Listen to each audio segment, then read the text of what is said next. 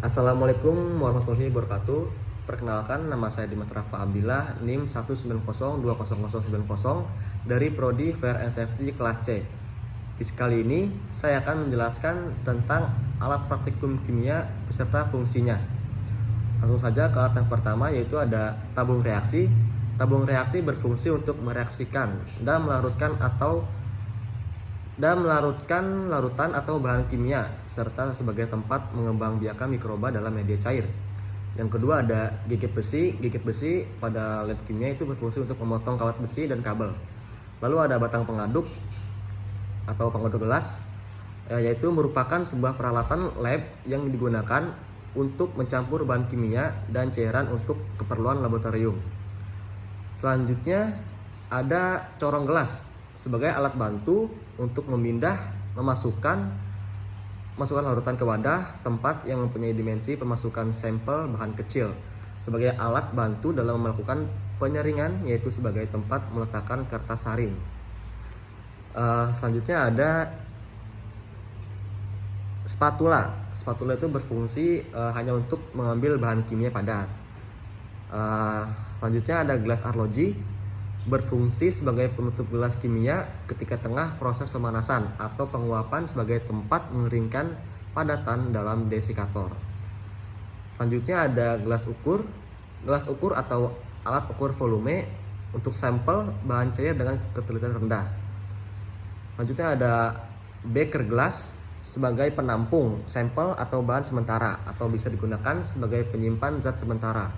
Kemudian ada labu Erlenmeyer, mengukur volume bahan kimia cair dengan ketelitian rendah sebagai tempat menampung bahan kimia untuk sementara atau sebagai tempat menghomogenkan larutan atau media. Selanjutnya ada labu ukur.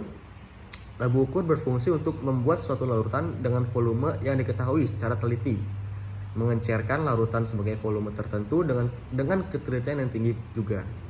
Selanjutnya ada pipet volumetrik. Pipet volumetrik berfungsi untuk mengambil bahan dan mengukur volume larutan hanya satu skala ukuran dengan ketelitian tinggi. Ketelitian lebih tinggi dibanding pipet ukur. Selanjutnya ada pipet Mohr. Pipet ini berfungsi fungsi utamanya yaitu untuk digunakan memindahkan larutan dan cairan ke bagian yang diinginkan sesuai dengan ukuran yang ditentukan atau yang tepat. Selanjutnya ada pipet tetes. Pipet tetes berfungsi untuk mengambil bahan dalam jumlah sedikit atau tetesan, tidak ada skala ukuran volume pada alat ini. Selanjutnya ada bulb atau karet penghisap. Ini membantu untuk mengambil larutan kimia yang berbahaya dengan cara disambungkan dengan pipet ukur atau pipet volume. Selanjutnya ada buret. Ini alat yang digunakan untuk melakukan tetrasi. Selanjutnya ada kaki tiga. Kaki tiga berfungsi sebagai penahan kawat kasa dan penyangga ketika proses pemanasan berlangsung. Sedangkan kasa kawat berfungsi sebagai penahan labu atau beaker pada saat pemanasan. Selanjutnya ada segitiga porselin, digunakan sebagai penyangga atau penahan wadah seperti menahan krus saat proses pemanasan berlangsung. Selanjutnya ada cawan porselin. Cawan ini digunakan untuk mereaksikan zat kimia pada suhu tinggi, tempat mengarangkan bahan yang kemudian sekaligus tempat untuk mengabukan bahan, menguapkan bahan dengan cara dipanaskan baik pemanasan langsung maupun tidak langsung.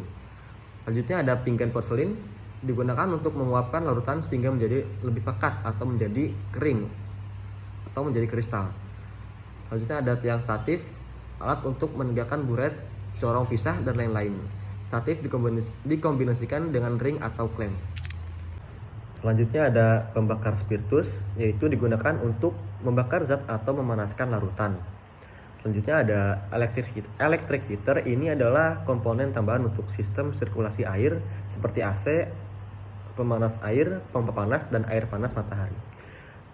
Selanjutnya ada penjepit kayu. Penjepit kayu merupakan alat untuk menjepit tabung reaksi pada saat tabung dipanaskan dan memindahkan tabung yang telah dipanaskan ataupun pada saat proses pemanasan. Selanjutnya ada neraca analytik.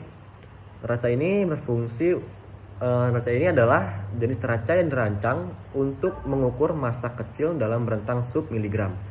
Selanjutnya ada termometer batang, biasanya digunakan untuk mengukur suhu pada percobaan-percobaan di laboratorium. Yang terakhir ada termometer badan manual dan digital, berfungsi untuk mengukur suhu badan namun caranya berbeda. Yang manual itu diukur secara manual, yang digital diukur secara digital. Oke, sekian video yang dapat saya jelaskan mengenai alat praktikum di lab kimia serta fungsinya. Bila ada salah-salah kata atau ada penjelasan yang kurang dari saya, mohon dimaafkan karena saya masih belajar.